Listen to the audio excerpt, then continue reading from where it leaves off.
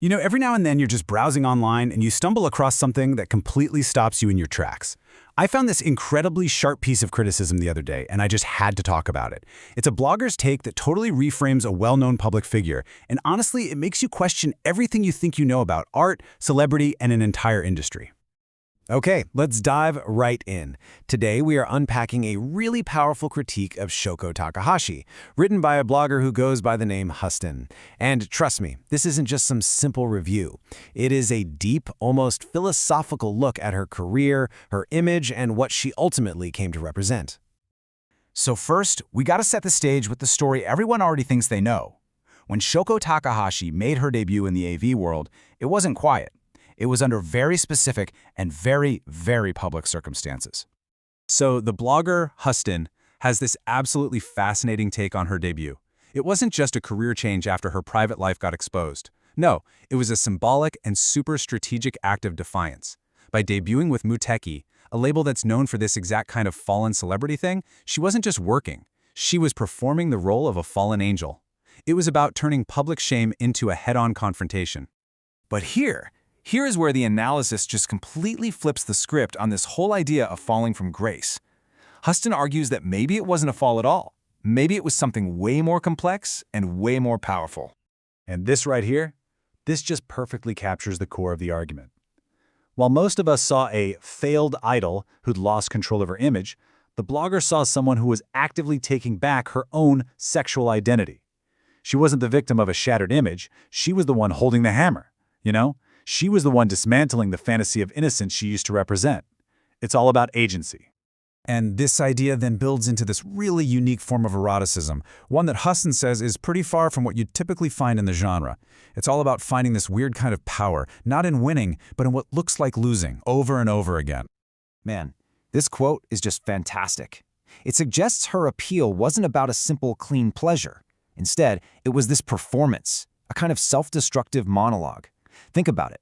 Watching someone who's already lost so much seemingly choose to lose even more.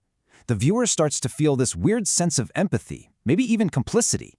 It's a way darker and more psychological connection than what you'd normally expect. But the analysis doesn't stop with the story. Oh no, it gets way more direct. It starts asking a really provocative question about whether her performance, as powerful as the narrative was, actually did the fundamental job of the genre it was in. So according to the blogger, even with this super compelling story, there's a huge disconnect when you get down to the, let's call it the aesthetics of pornography. The story is one thing, but the visual, the raw, obscene part of it, that's a whole other ballgame. Huston points out that physically, she doesn't quite fit the established visual types of the genre. Things like her heavy brows or strong facial features, what's described as a boyish look, don't really line up with the extremes you usually see. She's neither the naively passive type on one end, nor the fatally aggressive type on the other. And the critique gets even more granular. Huston suggests that the very features that might be praised in mainstream modeling just don't automatically work in what's called the porn-specific, obscene materiality that the genre requires. It's this really fascinating distinction between different kinds of visual appeal. So this all builds to this incredibly brutally honest statement. And I mean, you kind of have to appreciate the directness here. As blunt as it is, it defines the purpose of the genre in the most unfiltered way you possibly can. The point isn't just to be crude. It's to argue that for pornography to work as pornography, it has to create a very specific physical gut-level reaction. And the blogger's claim is that maybe, for all its story power, her performance didn't quite hit that essential target. All right, so this leads to the blogger's final theory. And it's a really elegant way to tie this whole complicated thing together. It solves the puzzle of why she was so popular, even with this supposed aesthetic mismatch. So the conclusion is this. She wasn't really an AV performer in the pure aesthetic sense. She was more of a symbol, a mirage. She was the boundary between mainstream and adult entertainment, the one we are all so completely obsessed with. She wasn't just crossing the line, she was the line.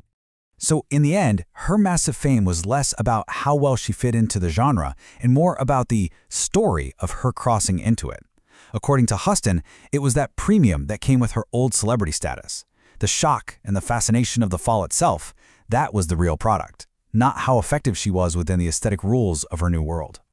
And that's really the question this whole thing leaves you at, isn't it? It's just an incredible lens for looking at not just this one person, but the whole world of celebrity, media, and art. At what point does the narrative become more important than the actual work? It definitely gives you a lot to chew on.